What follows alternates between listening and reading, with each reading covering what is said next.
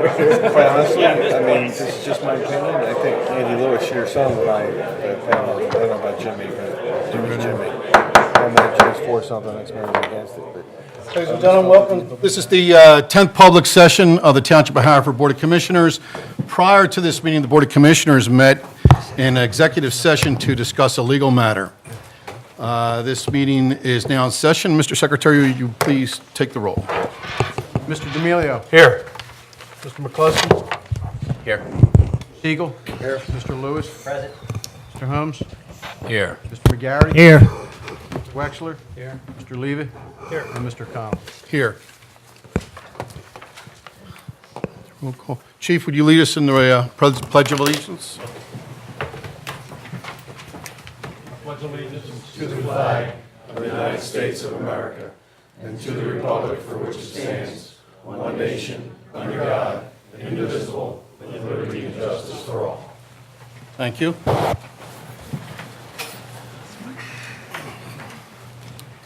We will go right to the public comment. We only have one person signed up tonight, and that is Dr. Levin. for this, Okay. Is there public comment on? There is public comment, yes, on agenda items. So, Total each item, if we had something to speak about on. no, sir, what I'm going to do is I'm going to go row by row, and anybody that wishes to come up and speak on anything on the agenda may do so. There is a 3-minute time period, okay? So let me go with, I'm going to start at this side of the room, sir, on the second row. The second row, yes, sir, go ahead. And just please give your name and your address, and go ahead right into your comment. My name is Jim Snell. I live at 1301 Bonaire Terrace, Havertown. I'm a 19-year resident of Haverford Township. I want to thank the board for giving me the opportunity to speak. I, along with many other taxpayers in the room tonight, have sent you, the Board of Commissioners, many emails and phone calls voicing our concerns with the possibility of awarding the HVAC portion of the new municipal building to Guy Cooper. Not only are we taxpayers to Haverford Township, and not only are we taxpayers who are funding this project, we are your residents who, along with our families, spend our money in the township. We send our children to the township schools, and we volunteer at various churches, the Little Leagues, etc. We are the fabric of this community. To say that we, the taxpayers, have an interest in who gets awarded the HVAC portion of this project is an understatement. Are we, the taxpayers who are funding this project, being protected from shady and unscrupulous contractors who may be awarded this project? Contractors bidding on prevailing wage contracts should be required to have a satisfactory record of law compliance, integrity, and business ethics. When it comes to integrity and business ethics in the world of prevailing wage laws, Guy Cooper has a failing grade. Just ask the department, just ask the Labor and Industry Division of the Pennsylvania State Department of Labor. This division has opened up an investigation of Guy Cooper about 1.5 years in the making. It's an active investigation as we speak. As you know, a government agency just doesn't open up an investigation unless there is some solid evidence to go by. There have been numerous claims made to the Department of Labor by employees of Guy Cooper, claims such as being shorted wages that were owed to them on prevailing wage projects. The employees were routinely misclassified, thus not getting the proper wages due to them. This classification is a common practice used by shady and unscrupulous contractors. An example of this would be when, let's say, Guy Cooper has an employee perform an HVAC work on a prevailing wage job. The employee should be classified as a steam fitter and should receive the prevailing rate of a steam fitter, but instead will be paid as, let's just say, a laborer, which is significantly less than a steam fitter. What normally happens next is that the owner will pocket the difference between the two classifications, and usually the employee is scared to death and he doesn't say anything, and life goes on. This is just one of the reasons why there is an investigation that is ongoing as we speak. There is actually a former employee of Guy Cooper in the room tonight, Rick Wallace, who can attest to what I just spoke to you about. He is owed quite a bit of money from Guy Cooper due to the fact that he was misclassified on multiple prevailing wage projects. The Department of Labor is helping his case. He can answer any questions that you may have. So in closing, does this board deem Guy Cooper a responsible or qualified contractor? Does this board award this project to a shady, unscrupulous contractor who routinely misclassifies their workers and doesn't pay them the correct prevailing wage rates by law, who pockets fringe benefits, the fringe benefit portion of prevailing wage rates? In closing, the invitation to bid, there's language in here that clearly states the owner, which is the township, reserves the right to reject any and all bids, to reject any or all proposals or parts thereof, and to make awards as may be deemed in its best interest. Based on what I just told you, I clearly feel, and I hope the board feels the same, and I know there's many taxpayers in the room tonight that feels it's in the best interest of this township to not award this project to Guy Cooper. I mean, as somebody that's under investigation right now, it just doesn't make sense to me. Thank you. Appreciate it. Thank you.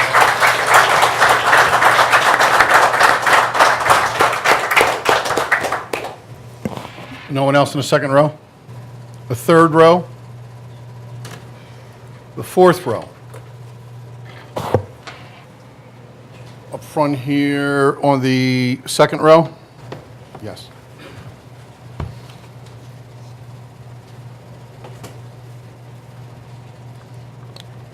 Hello, my name is Lorraine Hoffner. I live on 240 Highland Lane in Bryn Mawr.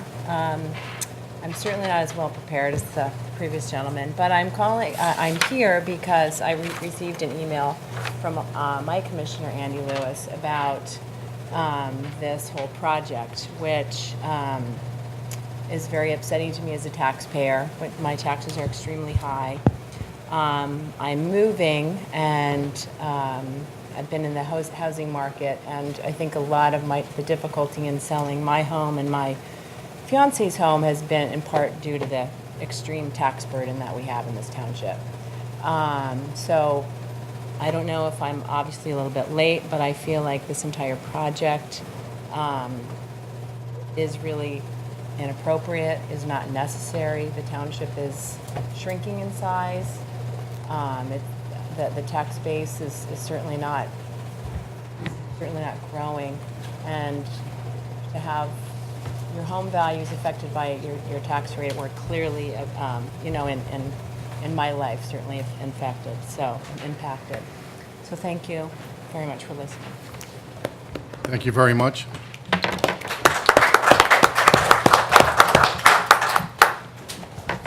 Anyone else in the second row? The third row? The fourth row? The last row? There being nobody. Mr. Snell, we have actually looked into your concern. And Mr. Burns, would you like to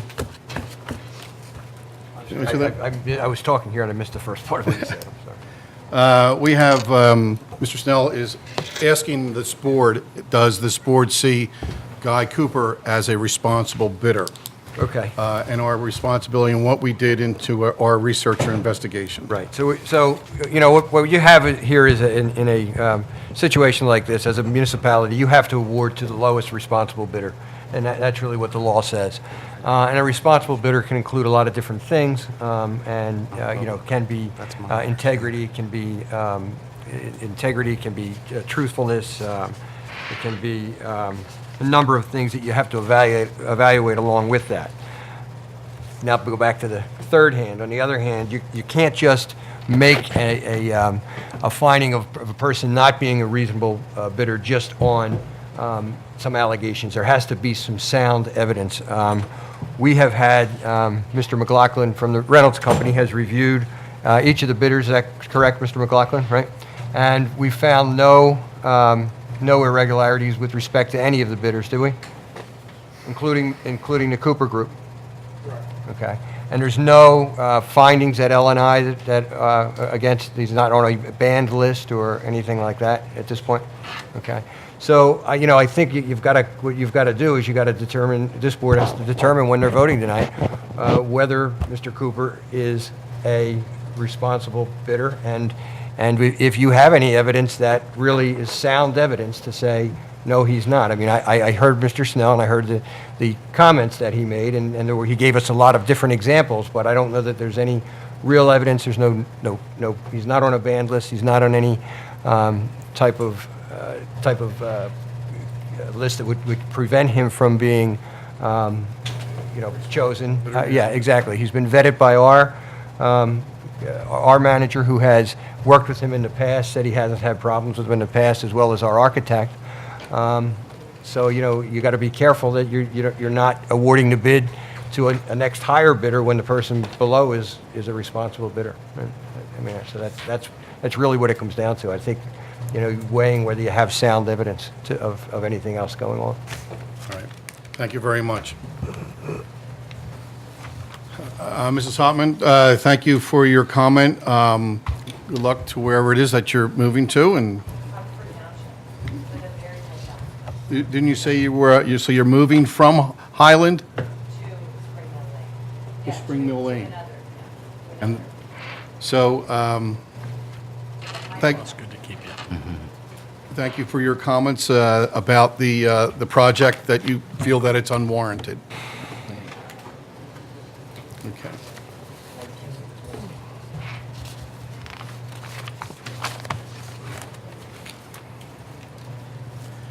All right, at this time, I'd like to open up the commissioner comments, commissioner discussion, if there is any, to any of the commissioners on the board regarding our agenda tonight, which is the Municipal Services Building. We need to have the motions Leo? first. Thank you. Good evening. I'm Commissioner D'Amelio, First Ward Commissioner. I want to thank the residents that have reached out to me. I also want to thank the union for reaching out to me. Certainly is your right as a taxpayer to reach out to your local government if you have concerns or you want to voice your opinion, just like any other resident. So I have no problem with you reaching out to me or any of the board members here. I have voiced my opposition to this project on many occasions. This board knows that. I recognize that some of my colleagues do not necessarily share my concerns, but I also acknowledge that their decision to move forward on this project was done so with the very best of intentions. Making decisions on how to allocate taxpayer money is never easy. Nevertheless, there are certain instances when we do have no other option but to do so. For example, when a sewer line collapses, the township has to immediately fix the line, and the cost to repair these lines can be as high as $100,000. Our administrative staff have done an excellent job of cutting taxes in a form of eliminating waste from our operating budget. And in 2011, during one of the country's worst economic downtrends, we did not increase taxes. Again, this was because of the efforts of our township administrative staff. As I mentioned earlier, there are times when spending taxpayer money is the only option. I concur that repairs to both the police station and the township building are very much needed. I also believe that performing renovations as opposed to new construction was not given serious consideration, as this would have been an avenue by which to save money. I have asked in the past that the decision to move forward with these projects by floating bonds should be up to the taxpayers by way of a referendum. Unfortunately, this was not considered, and for various reasons. I understand that we had to meet certain criteria, but in speaking with the township solicitor, Mr. Byrne, I wasn't, and correct me if I'm wrong, Mr. Byrne, it was something that we could have, but we're not obligated to do, correct? There is no obligation to put this to a referendum, and then if you were going to put it to, the courts have prohibited advisory referendums, although they still allow referendums on certain issues. Just have to be careful you're not ceding over your powers and duties as a commissioner to the general public. So. All right, and thank you. And I understand that members of this board disagree with me, as is their right to do so.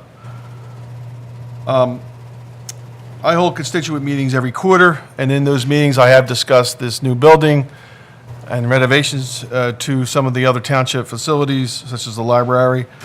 And I can tell you that my constituents emailed me and were totally against any new spending of this magnitude. So I am their representative. I'm their voice in this matter, and I will vote no on this project. But thank you for the time allowing me to speak this evening. I appreciate it. Thank you. Mr. President? Mr. Lewis? Yeah, I'd like to read a statement into the record as well. I wasn't on the Board of Commissioners when the decision was made to build a new township building and police station. I voiced my objections to this project before I came on the board in January, and my view hasn't changed. I have voted against anything related to this project since January, and to be consistent, tonight I will vote against the awarding of the contracts to build this project. Admittedly, our 100-year-old facilities are not attractive, they're dated, and apparently out of code, so we clearly have to do something. But the fact remains that these facilities, while not perfect or efficient, have been adequate for a long period of time and will continue to be, in my view, with renovations. The fact is that we are not growing as a township, with our population down 17% since 1970. We are a fully developed community, which means our tax base is not growing or being spread out more broadly. We aren't adding new employees, which would require more space. Our crime rate is down thanks to the great work done by our police force. I'm not against spending money in areas that make our community a more desirable place to live and enhance property values, such as investing in parks, infrastructure improvements, road repaving, and the library. A new township building and police station does not fall into that category, in my view. It's a nice to have, but not an essential to have at this point in time. To me, with limited resources, there are far more important priorities. My biggest concern are the high real estate taxes our residents are already required to bear. High taxes force longtime residents to sell and kill property values as new buyers weigh heavily the property taxes assessed. Just this past weekend, a house in my neighborhood, my ward, went up for auction. It didn't sell by traditional means after being on the market for over 2 years because of the high taxes assessed on the property. I have heard the same concerns expressed by my Fifth Ward residents, which is very alarming to me. I'm also concerned that our existing township building will become a white elephant when vacated, especially with the cell tower being located on the property. I make my comments with all due respect to my colleagues on this board who I know have reviewed the options in detail and have come to a different conclusion. We all bring different perspectives to this board as to the need for this project as well as other issues. I have just shared my perspective and my reasoning for voting no tonight on all the awarding of these contracts. Thank you, Mr. President. Thank you, Mr. Lewis. Does any other commissioner have Mr. any President? other discussion? I'm sorry, Mr. Siegel? Yeah. I'd like to just bring to the public's attention sort of the historical process that brought us to this vote tonight, the issues that were addressed and that we have continued to address. I was appointed chair of the property committee by then president of the board, Bill Wexler, in 2010, and one of the issues that he charged me with was to prepare and to analyze with the committee an overview of the conditions of the township facilities. We prepared a comprehensive report of the conditions of all township facilities at that time, and they're all still available publicly. They showed a number of issues, and I'd like to just sort of highlight them briefly.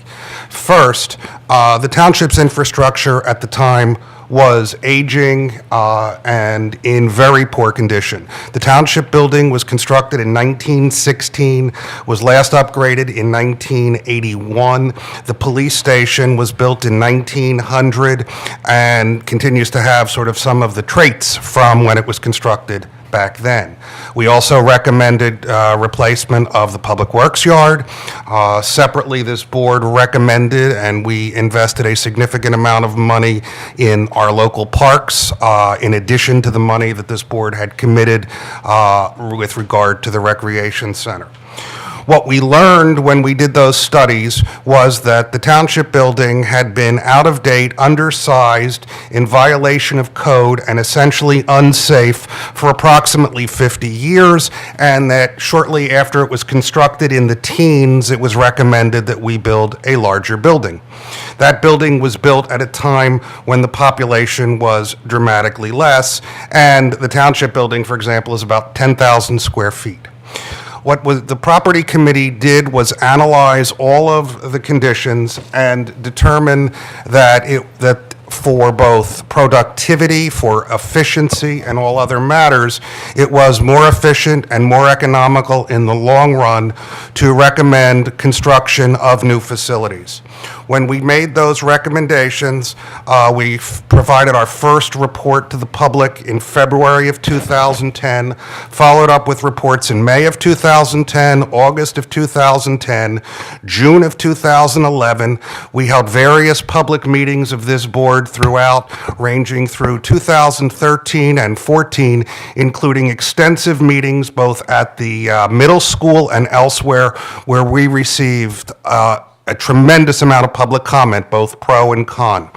Following those meetings, this board voted, after lengthy debate, to proceed with new administration building, where we would finally consolidate all of the township administration. We also, at that point, voted and committed approximately $5.5 million to complete renovations of the library. The reasons why I think, and I believe, and the majority of the property committee recommended these recommendations are significant.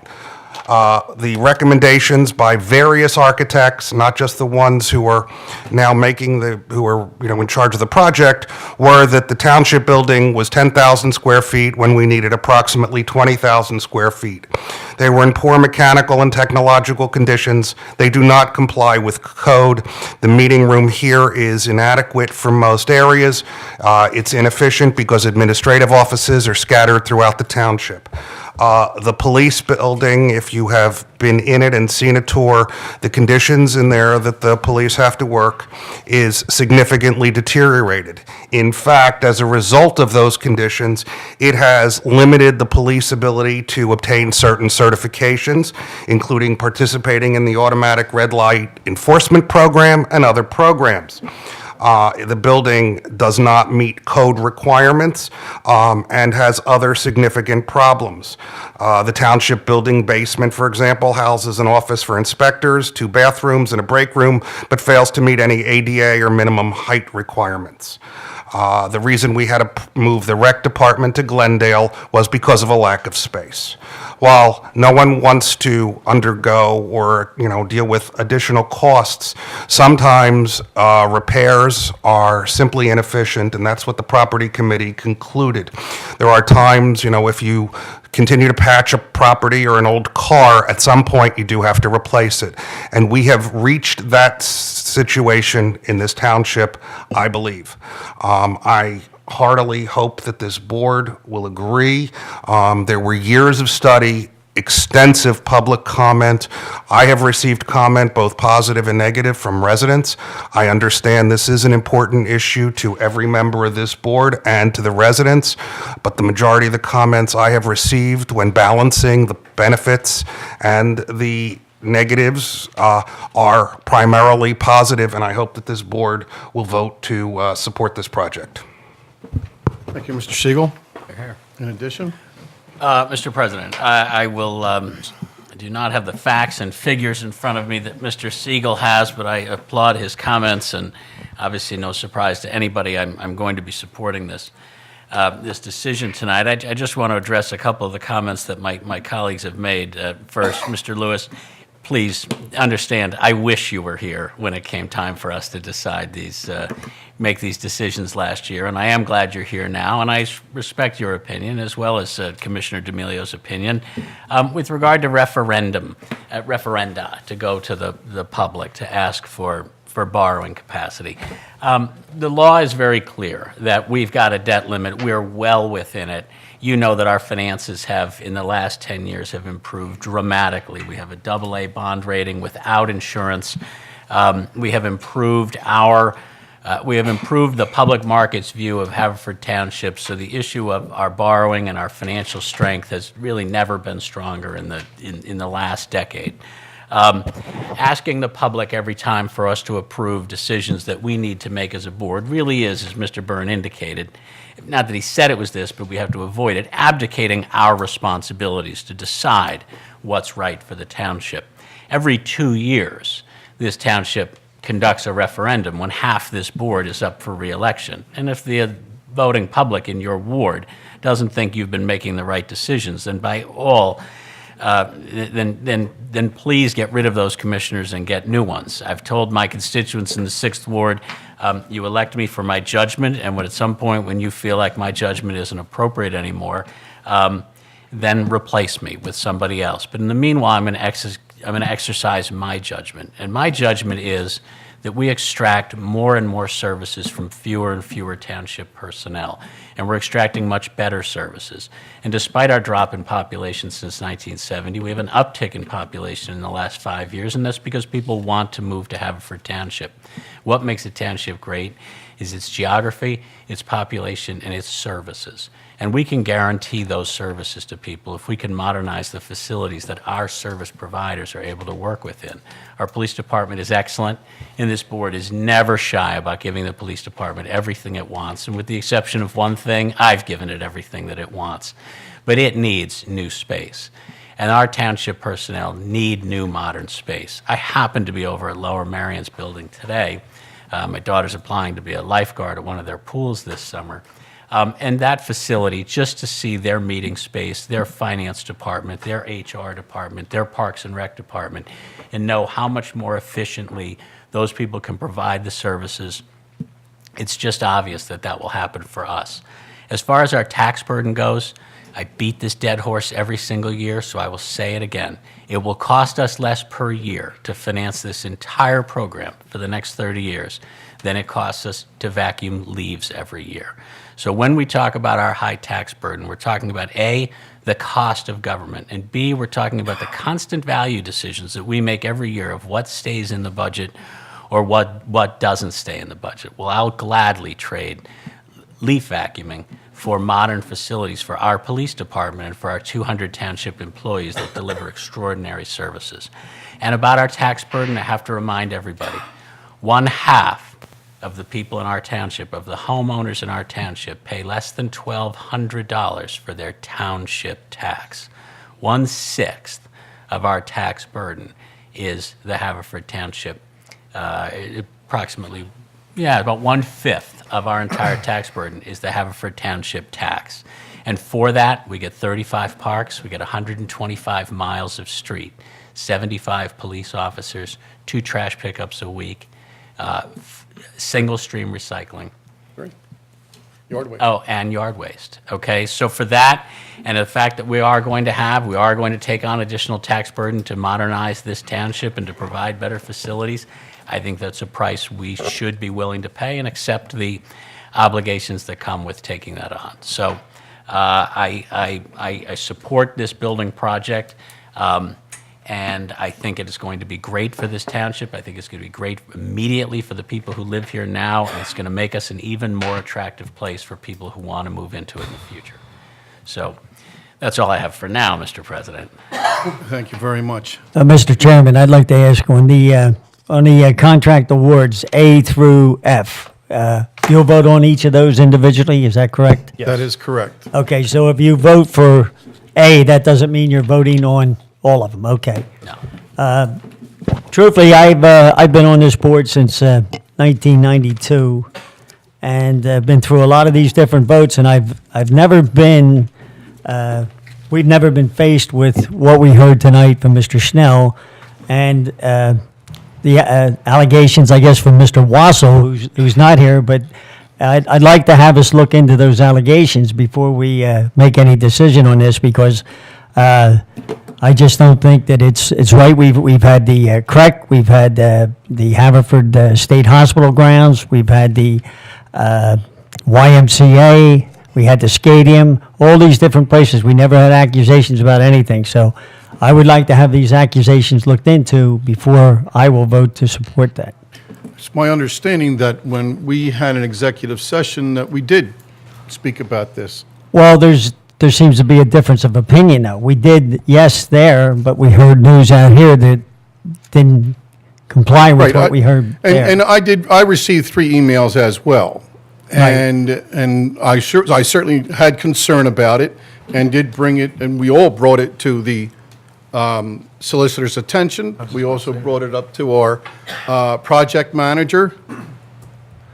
Mr. President, I think the concern is, and I think I don't want to put words in Jimmy's mouth, the fact is that we were told about this evening about an active investigation, which we have no knowledge of. We were not told Right, of but any. we did ask if there were any known issues with the company from L&I. Well, somebody's right and somebody's wrong. I mean, that's what we have to find out. The fact that you know. there's, There is suspicion there. I'm just, I just want to make sure we have it right. Sure, okay. Well, then let's, ladies and gentlemen, please excuse us. We're going to go into an Yep, executive thank you. session again, and we will return. Thank you.